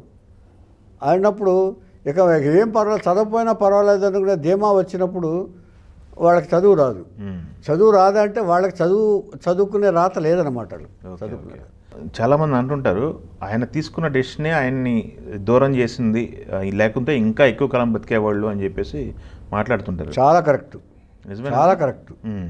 ఆయనకి ఇంకా యాక్టివ్గా నడవాలి. ఈ కొంచెం ఆయన ఈ హెఫ్టీగా తయారయ్యాడు బాడీ, ఈ మూసుకుపోవటాలు ఇవన్నీ ఆయనకు కొంచెం ఇబ్బందిగా ఉండేవి. అంటే నడక కూడా చాలా జాగ్రత్తగా నడిచేవాడు, యాక్టివ్గానే మాట్లాడేవారు ఆయన. కాకపోతే ఈ సినిమాలో ఇంకా చేయాలని, ఇంకా పని చేయాలని ఎక్కువ కోరికగా ఉండేది. ఆయన కూర్చోవాలని కాదు, ఇంత ఆస్తి ఉంది నేను సంపాదించాను, కూర్చొని తిందాం అనే ఆలోచన అసలు లేదు. ఎంత సంపాదించారు సార్? 1000 కోట్లు ఉంటుందా, 2000 కోట్లు ఉంటుందా? అబ్బాయి అసలు లేదండి, మొత్తం 200-300 కోట్లు ఉంటుంది అంతే. అన్నీ కలిపి అది కూడా ఇప్పుడు లేదు. మోసం చేసి పోయింది పోగా ఇప్పుడు మిగిలింది వాళ్ళకి ఇచ్చేసారు. 100 కోట్లు ఎంతో వచ్చి ఉంటుంది, వాళ్ళకి పంచుకుని ఉంటారు. మిగిలింది అంతే. లెక్కలో చెప్పలేం కానండి. ఆయనకు అంత ఇది లేదు. ఆయన అంటే మనీ మైండ్ కాదు అక్కడ. మనీ మైండ్ అంటే ఊరికే సార్ బాగా సినిమా కంటే బాగా ఎక్కువ తీసుకుందంటే ఒక 2-3 కోట్లు లేకపోతే 7 రూపాయలు హైయెస్ట్ అనుకుంటానండి దాసరి గారు. అప్పుడు ఎవరు తీసుకోలేదు కోట్లు పోయి. ఆ తర్వాత సినిమాలు తగ్గినాయి కదా. అవును, హైయెస్ట్ పెయిడ్ అప్పుడు దాసరి గారు ₹1 కోటి తీసుకున్నాడు. ఓహో. ఇదే విజయశాంతి పిక్చర్ కూడా ₹1 కోటి తీసుకున్నాడు. వశరామలం పక్క తర్వాత ఆవిడతో కూడా తీసాడు, అది కూడా. ఆ డెసిషన్ తీసుకోవడం అనేది ఆయన్ని డెసిషన్ తప్పేనండి, మేము అందరం చెప్పాం. ఇంకేదంటే అందుకనే లైన్ ఆఫ్ టాలీవుడ్ పెట్టాను నేను. మీరు ఇప్పుడే సింహంలాగా ఉన్నారు, మీరు ఇలా నడుస్తుంటేనే ఈ పర్సనాలిటీ ఉంటేనే మీరు సింహం, లేకపోతే మామూలుగా నేను చెప్పాను, నేను కూడా చెప్పానండి. అంటే వింటారండి. ఆయనలో ఉన్న గొప్ప విశేషం ఏంటంటే బాయ్ చెప్పినా వింటారు ఆయన. అప్పుడప్పుడు సమయాన్ని బట్టి ఇది చేశారు. సడన్గా వెళ్ళి ఆ హాస్పిటల్లో కూర్చున్నాడు ఈయన. ఓకే. మీరు ఇలాగుంటేనే సార్ భయపడేది ఇండస్ట్రీ, ఇండస్ట్రీ మీకు భయపడేది ఇలాగుంటేనే మీరు ఇలా కూర్చుంటే మాత్రం తప్పే ఉంది అని అందరం చెప్పామండి. చాలామంది వెల్ విషర్స్ అందరూ చెప్పారు. ఆయన చాలా కంట్రోల్ చేయడానికి చాలా ఇచ్చేశారు, కానీ ఒకసారి బ్లో అప్ అయిన తర్వాత బాడీ ఇక తగ్గటం కష్టమేమో అనిపించింది ఆయన విషయంలో. మరి అంతే కదండి, ఆయన అనిల్ అంబానీ కొడుకు కూడా, అనంత్ అంబానీ కూడా ముందు హెఫ్టిక్ ఇది చేసిన తర్వాత తగ్గాడు, మళ్ళీ ఇమ్మీడియట్గా బ్లో అప్ అయిపోయాడు. అలాగే అయిపోయింది గురువుగారి పరిస్థితి. ఓహో, ఏం తినేవాళ్ళు సార్? బాగా నాన్ వెజ్ ఎక్కువ తినేవాళ్ళ? అబ్బే ఆయన చాలా తక్కువ తినేవాడు సార్. ప్రోటీన్ ఫుడ్ అని చెప్పి ఓ చికెను ఏదో ఒక అర చికెను ఏదో తెప్పించుకుని ప్రోటీన్ ఫుడ్ అని తినేవాడు, రైస్ తినేవాడు కదా. చాలా ఎక్స్పెరిమెంట్లు చేశారు ఆయన. అన్నం అసలు ఎక్కువ తినేవాడు కాదండి, 10 మంది తినిపించేవాడు తప్ప ఆయన. ఓకే, లైపోసెక్షన్ వల్ల ఆయన అన్నం తినకుండా బెలూన్స్ వేస్తే అన్నం అదే బ్లాక్ చేసేస్తాడు. అది ఏమైపోయిందంటే బ్లాస్ట్ అయిపోయింది అక్కడ లోపల బెలూన్. Okay okay. తర్వాత అది బ్లాస్ట్ అయిన తర్వాత పేరెంటల్ న్యూట్రిషన్ అని ఈ ట్యూబ్ ద్వారా లిక్విడ్ ఎక్కించడం అదంతా ఉండేది. ఆ స్టేజ్లో ఉన్నారా మీరు? ఉన్నాగా, అసలు కంప్లీట్ వైర్లు మొత్తం అసలు చూడలేకపోయాం. ఇచ్చేదంటే ఆ బాధ ఎవరికి, అది పూర్వజన్మ కర్మఫలం అనుకుంటానండి. అది అంత బాధ ఎవరు పడకూడదండి. ఆయన మరి అంత వైభవాన్ని అనిపించి 3 నెలలు బెడ్ మీద పడుకోవాలటం అంటే మాటలు కాస్తుంది. అది 3 నెలలు ఉన్నారా? 3 నెలలు హాస్పిటల్లో. 3 అంటే మధ్యలో 4 రోజులు వచ్చినా 3 నెలలు హాస్పిటల్లో ఉండటం అంటే అది అన్ఇమాజినబుల్ అండి. అది అసలు అలాంటి పరిస్థితి ఎవరికి రాకూడదు కూడాను. ఆయన వెళ్ళిపోవడమే బెటర్ అనిపించింది ఆ బాధతోటి. కానీ చేసుకోకుండా ఉండుంటే ఇలాగే ఉంటే ఇంకో 10 సంవత్సరాలు ఉండేవాడు ఆయన. అది మరణం తోసుకొచ్చినప్పుడు ఇలాంటి ఆలోచనలు పుడతాయంటానికి కారణం ఒక్క ఉదాహరణ మా గురువు గారు అండి. ఎక్కువ మీరు యాక్షన్ సినిమాలు చేశారని ఇందాక మాట్లాడుతూ కృష్ణరాజు గారితో కాంబినేషన్లో ఎక్కువ సినిమాలు చేశారన్నారు. అవునవును. ఏంటి కృష్ణరాజు గారు బిగినింగ్ డేస్లో వచ్చిన టైంలో ఆ రోజుల్లో ఎలా ఉండేవాళ్ళు? ఇండస్ట్రీకి ఇప్పుడు వరకు ఈ తరానికి కూడా తెలుసు ఆయన కృష్ణరాజు గారు ఏంటి అనేది. ఎప్పుడైనా ఆయన రాయల్గానే ఉండేవాడు, రాజులాగానే ఉండేవాడు. ఆయన బిహేవియర్ అంతా రాజుగారే. ఆయనతో మీకు 1-to-1 ఏదో జరిగింది డిస్కషన్ అన్నారు. ఇవన్నీ అక్కడ కరెక్టే జరిగిందే డిస్కషన్? జరిగింది. ఓకే, జరిగిందంటే ఒక విధంగా నేను కరెక్ట్, ఒక విధంగా ఆయన కరెక్ట్. మేము జరిగింది సార్ అది. రుద్ర డబ్బింగ్ చెప్తున్నాం సార్. డబ్బింగ్ స్టూడియోలో ఏంటంటే ఆర్టిస్ట్ ఎప్పుడు కూడా ఒక 4 సార్లు విన్న తర్వాత, అంటే 1, 2, 3, 4 ఒక లెక్క విన్న తర్వాత ఏంటంటే సైలెంట్లో రిహార్సల్స్కి వెళ్తాం. ఎంతసేపు సౌండ్ వింటే రిహార్సల్ చేయడానికి ఉండదు. అలాగా మేము అలవాటు చేసాం. 4 సార్లు లూపులు చేస్తూ ఉన్నాం. ఇదివరకు లూప్ సిస్టమ్ చేస్తుండగా ఒకసారి ఏం జరిగిందంటే ఆయన 4 సార్లు సౌండ్ తోటి రన్ అయిన తర్వాత సైలెంట్గా ప్రాక్టీస్ చేయాలి ఆయన. అందుకని నేను లోపల నుంచి సౌండ్ కట్ చేశాను. ఒక్కసారిగా లేచాడు ఆయన. ఎందుకు కట్ చేసావు అన్నాడు. అదేంటి సార్, జనరల్గా మరి 4 సార్లు అయిన తర్వాత కట్ చేస్తాం కదా, అదేగా ప్రాక్టీస్ మనకి, మీరు అలాగే చేస్తున్నారు కదా అన్నాను. నువ్వెవడో కట్ చేయడానికి అన్నాడు గబుక్కు. నేను అప్పుడు అన్నాను, రేజ్ అయింది నాకు ఇక్కడ. ఐఎమ్ ది డైరెక్టర్ అన్నాను నేను. బట్ ఆయన కూడా గొప్పడు అండి. ఏమండి, డైరెక్టర్ అయిన తర్వాత అక్కడి నుంచి అప్సెట్ అయ్యి వెళ్ళిపోయాడు ఆయన. థియేటర్ నుంచి అప్సెట్ అయ్యి వెళ్ళిపోయాడు ఆయన. రెడ్డి రమేష్ కంగారు పడిపోయాడు ఆయన. ఒరే బాబు, ఆయనతో ఎందుకు పెట్టుకున్నావు బాబు, ఇంకా సినిమా బోర్డు అంత ఫినిష్ అవ్వాలి, షూటింగ్ ఉంది, నువ్వు ఎందుకని. నేను ఎక్కువ రెడ్డి రమేష్ పిక్చర్స్ ఎక్కువ చేశాను, దాదాపు 5-6 సినిమాలు చేశాను. చేసి గురువుగారు వచ్చారు. గురువుగారు వస్తే అంటే నేను కరెక్ట్ చేస్తానని ఆయనకి తెలుసు. అప్పట్లో కొంచెం నా పట్ల ఉండేవాడు. ఆయన లేకపోతే మనం ఎలా ఉంటామండి. ఎందుకంటే ఆ గొడవ వస్తే ఇమ్మీడియట్గా నన్ను తీసేయాలి. తీసేస్తే అది పెద్ద క్వశ్చన్ ఏం కాదు. వాడు తీసేస్తే దాసనారాయణ గారికి అవమానం. అందులో రెండు విషయాలు ఉన్నాయి. సో అక్కడి నుంచి ఆయన సర్లే నేను మాట్లాడతానులే అబ్బాయితో అని చెప్పేసి ఆయన ఇచ్చేశారు. ఆ తర్వాత నేను క్లాష్ డైరెక్షన్ చేస్తే ఆయన వచ్చాడు, కృష్ణరాజు గారు. అది గొప్పతనం. నేను గొప్పతనం అంటున్నానంటే ఆ తర్వాత నా డైరెక్షన్లో పిక్చర్ శేఖర్ బాబు చేస్తే ఆయన యాక్సెప్ట్ చేసి కార్తీక్ ఇచ్చాడు.